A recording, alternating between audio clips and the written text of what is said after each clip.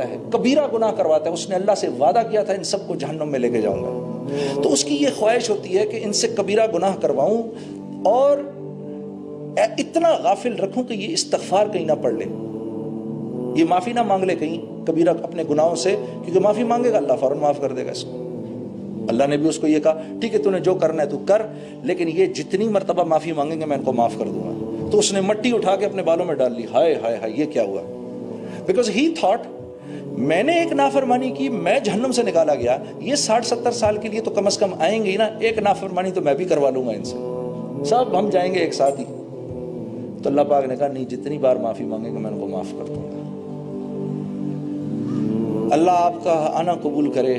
ایک مرتبہ پھر بھائی سب دوستوں سے دل کی گہرائی سے آپ کا شکریہ بھی, آپ نے مجھے موقع دیا میں یہاں آ کر آپ سے بات کروں. اللہ پاک ہم سب کو مرنے سے پہلے میرے دوستوں ایسے آثار بنانے کی توفیق دے, ہم جب یہاں سے جائیں تو ہماری قبر روشن ہو.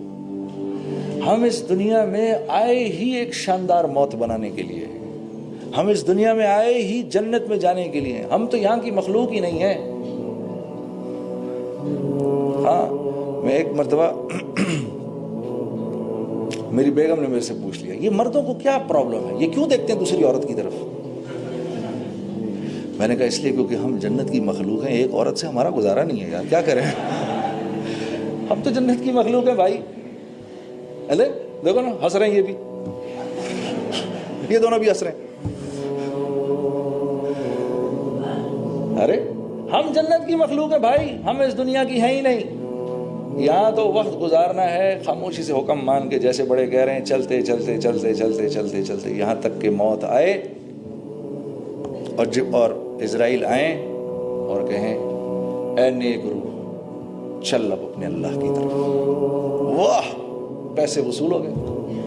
ہاں یہ ہے, یہ شوق ہوا کرتا تھا صحابہ کو, اسی لیے تو دنیا پیروں میں پڑی رہتی تھی. جب دنیا کے پیچھے بھاگو گے یہ ہاتھ نہیں لگے گی, یہ ہاتھ نہیں لگے گی. اے دنیا جو تیرے پیچھے بھاگے اس کو دوڑا دوڑا دوڑا, جو تجھے چھوڑ کے بھاگے اس کے پیر کی جوتی بن جا. یہ اللہ کا حکم ہے دنیا کو. ہاں میرے دوست,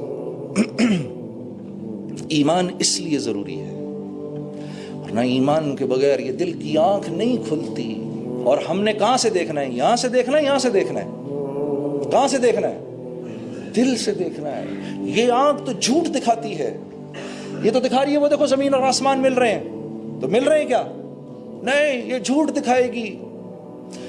یہ آنکھ بتائے گی, میں آخری 1-2 منٹ لوں گا, یہ آنکھ بتائے گی ادھر کرامن کاتبین بیٹھے ہوئے ہیں, یہ بتائے گی. معاذ بن جبل فرماتے ہیں میں یہ بات اتنا بولتا تھا زندگی کے آخری وقتوں میں مجھے کرامن کاتبین کے لکھنے کی آواز آیا کرتی تھی. حضرت علی کرم اللہ وجہ فرما رہے ہیں میں نے جنت دوزخ اتنی بولی اتنی سنی, اللہ کی قسم آج جنت اور دوزخ کو میرے سامنے لا کر کھڑا کر دو گے, نہ میرے ایمان میں اتنی سی کمی ہوگی نہ اتنا سا اضافہ ہوگا.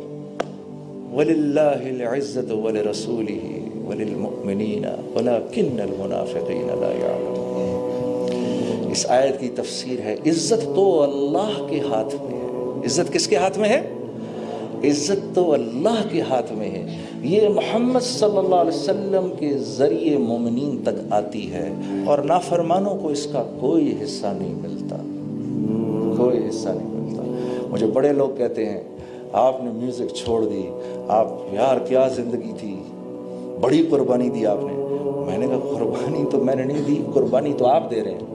کہتا ہے وہ کیسے, میں نے کہا نافرمانی کی زندگی گزار رہے ہیں, قربانی تو آپ کی ہے کہ اللہ سے تڑے ہوئے ہیں بالکل, ماننی بھی نہیں تیری, پھر بھی رہنا ہے اسی کی دنیا میں.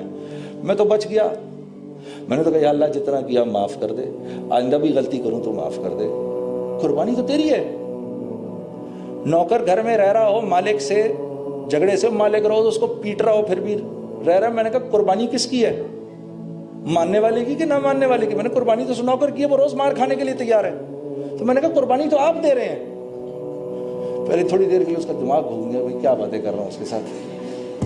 تو قربانی تو نافرمان کی ہے, وہ دے رہا ہے بیچارہ. نہیں میرے دوستو, ایک مسلمان کی آپ صلی اللہ علیہ وسلم کعبے کو دیکھ کر فرما رہے ہیں اے کعبہ تیری حرمت کو سلام، تیری عظمت کو سلام، لیکن ایک مسلمان کی عزت اللہ کے ہاں تجھ سے بڑھ کر ہے۔ ایک روایت میں آتا ہے اللہ کے لیے یہ بات آسان ہے کہ 7 زمین اور 7 آسمانوں کو توڑ دے، بجائے اس کے کہ ایک مسلمان کی عزت کی ہتک ہو۔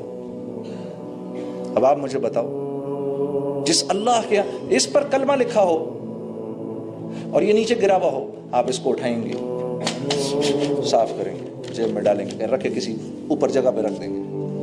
اس پرچے کی تو آپ کی نظر میں اتنی قیمت ہے، تو وہ مسلمان جس کے دل میں کلمہ ہے، میں دراصل اس کو تو کم سمجھوں، ان غیروں کو اونچا سمجھوں۔ شیطان نے ان کے پاس جا کر کرنا کیا ہے؟ وہ تو ان بیچاروں کو لے کے جا رہا ہے، یہ تو ہمدردی کے لائق ہیں یہ بیچارے۔